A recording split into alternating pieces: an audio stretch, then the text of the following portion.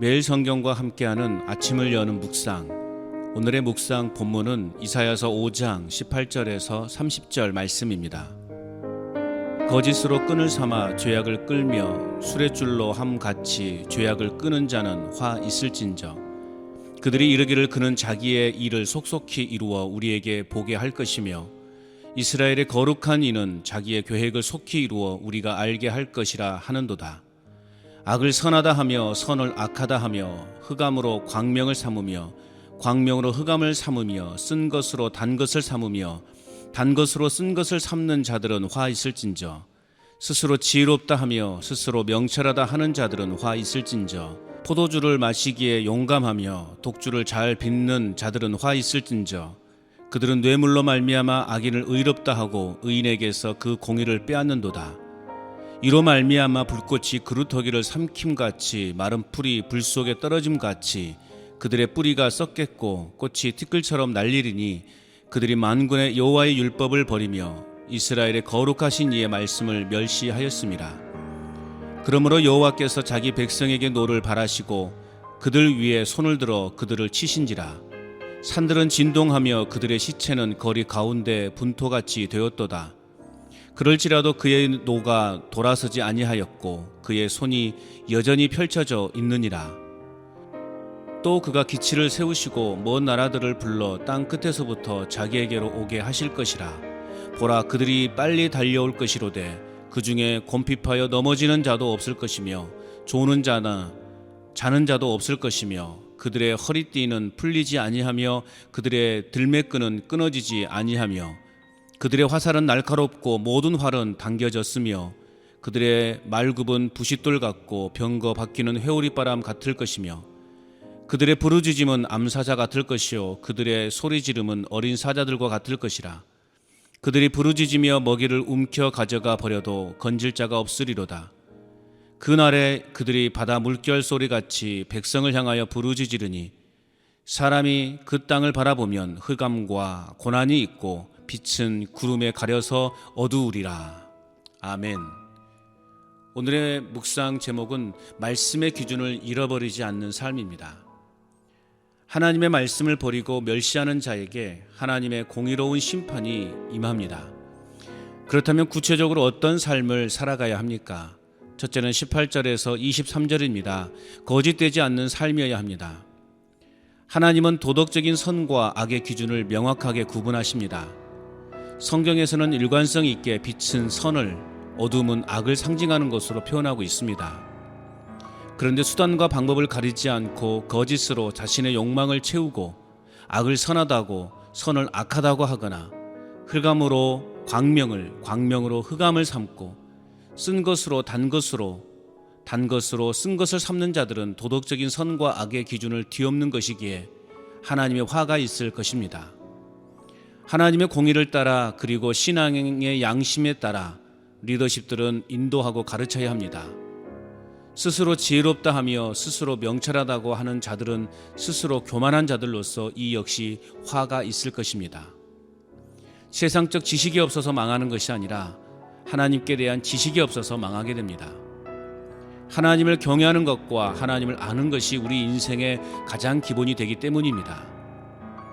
포도주를 마시는데 익숙하며 온갖 술을 섞어 마시는데 능한 사람, 그리고 뇌물을 받고 악인을 의롭다 하고 의로운 사람을 공평하게 재판하지 않는 자들에게 화가 있습니다. 쓸데없이 술 마시는 일에 힘을 낭비하고 술 취함으로 공평의 원리에 역행하는 사람들에게 하나님의 화가 임하게 됩니다. 세상이 많이 변했다고 하지만 아직도 우리 사회에 여전히 남아있는 힘과 권력과 돈이 있는 자들만이 누리는 특권의식은 사라지지 않고 있음이 무척이나 안타깝습니다. 그러나 분명한 것은 하나님의 공의와 정의는 결코 자신이 가진 힘과 권력과 돈으로 좌지우지되지 않는다는 것입니다. 하나님의 심판은 매우 공정합니다. 불의를 행한 자들은 하나님 앞에서 그들의 행한 그대로 심판을 받게 될 것입니다. 그러므로 거짓된 마음을 버리고 하나님의 말씀으로 돌아서야 합니다. 하나님의 뜻과 공의를 삶의 자리에서 나타내도록 많은 노력과 헌신이 필요합니다. 거짓된 마음과 스스로 교만하려고 하는 마음을 버리고 그리스도인다운 성실한 삶을 살아가야 하겠습니다. 또한 구체적으로 어떤 삶을 살아가야 합니까? 두 번째는 24절에서 25절입니다. 방심하지 않는 삶이어야 합니다. 하나님께서 노하셔서 손을 들어 당신의 백성을 치십니다. 지푸라기가 불길에 휩싸이듯 마른 풀이 불꽃에 타들어가듯 그들의 뿌리가 썩고 꽃잎이 말라서 티끌처럼 없어질 것입니다. 산들은 진동하며 그들의 시체가 쓰레기처럼 거리에 나뒹굴게 됩니다. 그런데 하나님의 분노는 꺼지지 않고 그의 손은 여전히 들고 계십니다. 하나님은 여러 경로를 통해 회개할 기회들을 주셨습니다. 그럼에도 그들이 자신들의 죄악을 회개하지 않았기 때문에 하나님께서 징계의 채찍을 드신 것입니다. 무엇보다 여호와의 율법을 버리고 그분의 말씀을 멸시하였기에 하나님은 백성을 심판하십니다. 하나님의 진노의 손은 여전히 내 자신 위에 뻗쳐 있습니다. 하나님의 의를 만족시키기 전에는 결코 그 손을 치우지 않으실 것입니다. 그러므로 영적 긴장감을 늦추지 않아야 합니다. 방심 또한 금물입니다. 넘어짐은 한순간입니다. 내 자신 위에 뻗쳐 있는 하나님의 손이 진노의 손이 아닌 나의 인생의 그늘이 되어주시고 나의 삶을 안전하게 보호하시고 감싸주시는 영적 피난처로 삼을 수 있도록 주님의 나라와 의를 구하는 삶을 살아가야 하겠습니다. 끝으로 구체적으로 어떤 삶을 살아가야 합니까? 마지막 세 번째는 26절에서 30절입니다. 포기하지 않는 삶이어야 합니다. 하나님은 심판의 도구로 이방 군대까지도 동원하셔서 심판하십니다. 유다를 치기 위해 먼 나라들에서 오는 자들은 굉장히 빨리 달려옵니다. 그렇지만 조금도 피곤하거나 조는 자가 없습니다. 그들의 허리띠는 풀리지 아니하고 신발끈이 풀어진 사람도 없습니다. 그들의 화살은 날카롭고 활을 쏠 준비가 다 되어 있습니다.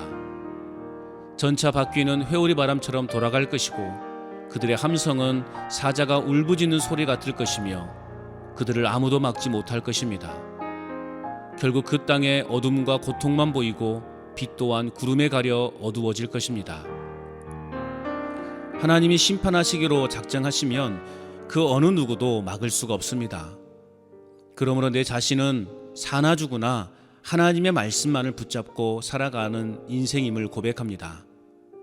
그 어떤 타협도 요구되지 않습니다.